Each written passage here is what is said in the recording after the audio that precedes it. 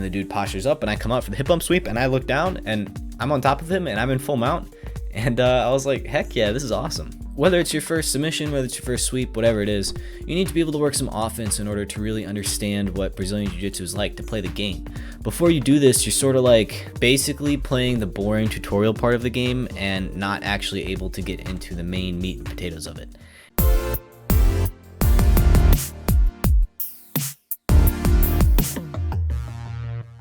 Your first submission in Brazilian Jiu-Jitsu.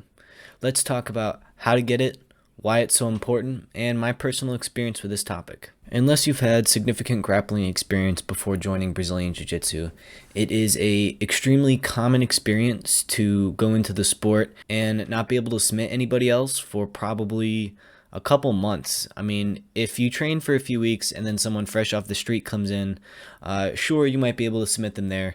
But when I say submit somebody, I mean submit somebody of a comparable skill level, comparative athletic level, just someone who is somewhat equivalent to you, to be able to submit them cleanly. So not in drilling, not they let you do it, but honest to God, they were trying as hard as they possibly could to stop you, and you are able to get them to tap. The reason this takes a few months to achieve is probably because it's really difficult to do.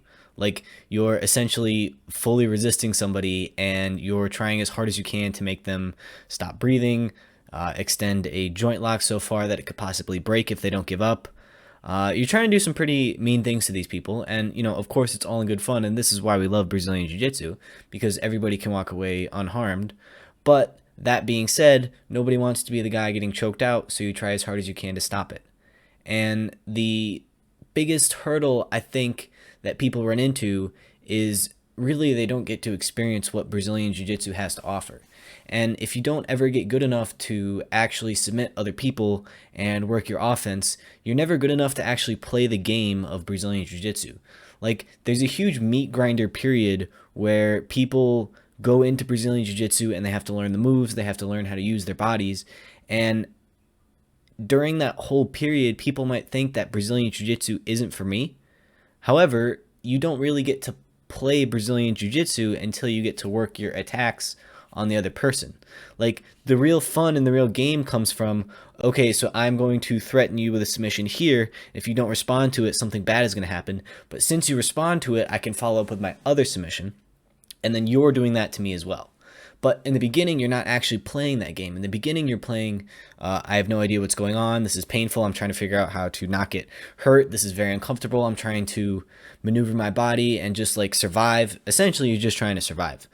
But you don't really get to experience what it has to offer until you make it into like probably like 5 or 6 months in. And the best way that I've found to get past this filter is to pick a specific move that you've learned in class, hopefully, and it has to be from a position that you find yourself in pretty often. Now, you're probably not going to find yourself in top mount or back mount pretty often if you're just starting Brazilian Jiu-Jitsu. Now, if you do positional sparring, this is probably the best time to get some of your first submissions, because you get to start in the position that you're most likely to get a submission from. So mount, back mount, all the position, you can spar from any position. But if you start in an advanced position, you'll be much more likely to get a submission, because all you have to do is get your cross collar choke or turn and get the armbar. So that's a really good place to get your first submission.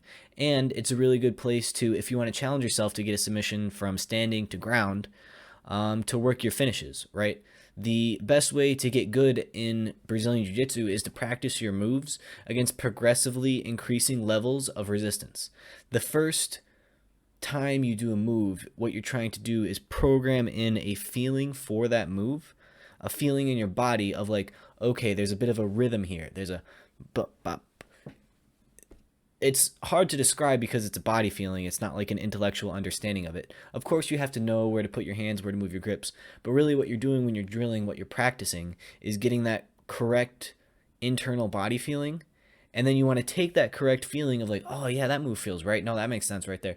And you want to be able to continuously get that feeling of the rep was absolutely correct against greater levels of resistance. So at first, the person might just completely let you move them in whichever way you want.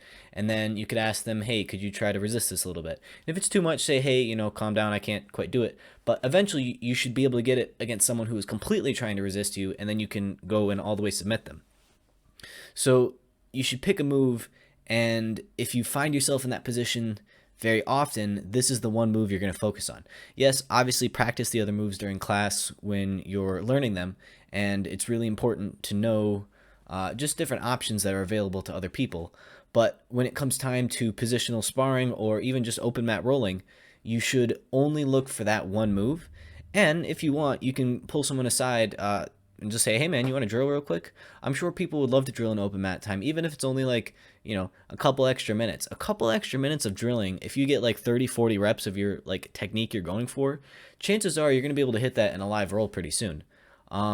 If you spent a little bit of extra time, maybe like 2 minutes after each class, just getting a few bonus reps of the one move you want to get on somebody, and then maybe you go into sparring, maybe you go home, whatever it is.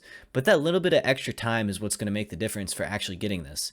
And soon enough, you'll start to see that you can get things like the cross collar choke in multiple different positions, even from standing.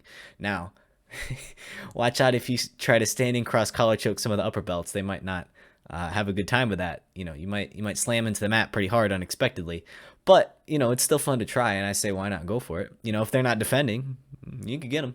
So recommendations for your first move: probably any choke is open and available. Things like the rear naked choke are nice, but it's really not about getting the choke at that point. It's about getting to the back first, which can be a bit of a challenge. Arm bars from mount are pretty good, but a lot of people have trouble getting the actual leverage for it, and they feel like they're just kind of pulling down. I'd say probably the best submission to get first is the cross collar choke. If you do no gi, this is not going to be available, but if you do the gi, basically just grab a lapel, get your hand in as deep as you can. I like to grab all the way to the back of the tag, and then just get your other hand on the other side. You can grab on top of the fabric up here, you can grab into the lapel, but the idea is literally just to take it and just squeeze like this, and it chokes people. And you can get that from pretty much anywhere. So that I think that was honestly my first submission in Brazilian Jiu-Jitsu, was the cross collar choke.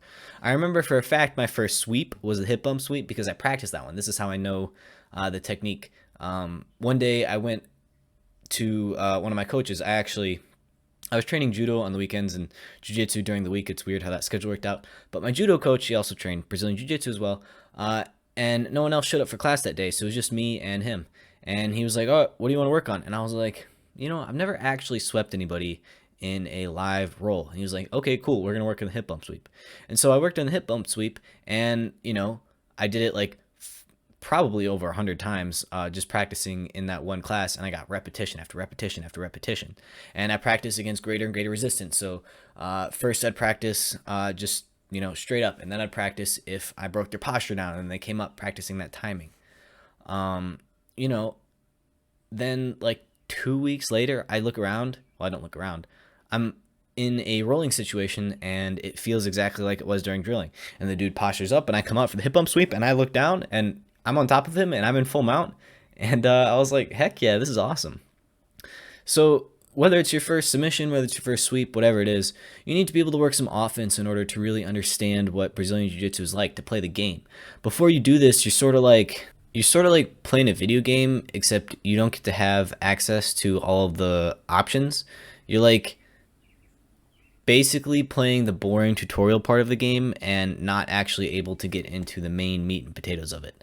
And really, this is why it's so important to stay long enough to get your first submission, your first sweep, your first offensive attack, and ideally a little bit longer after, so you can get more than just one.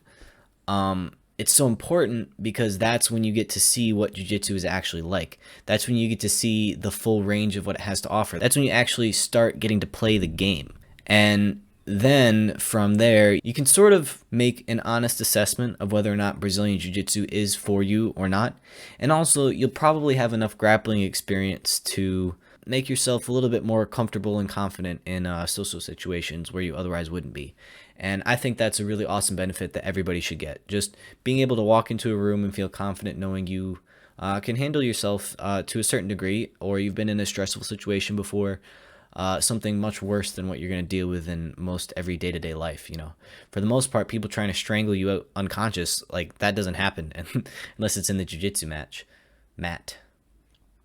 So that's one of the reasons why I love it, because you get to try as hard as you can to strangle people, and it's the most intense, stressful thing, but there's no malice behind it. There's no anger or frustration behind it. It's just a game, and I'm trying to play this game with my friends where it's like, okay, let me see if I can get you to tap. It's the most fun game of tag ever, and it's a blast, but you need to get past a decent hurdle in order to get there. So if you stuck around for all my rambling to this point in the video, I really appreciate it. YouTube stuff down below, like, comment, subscribe, boost me in the algorithms, helps a ton. Appreciate it. Peace.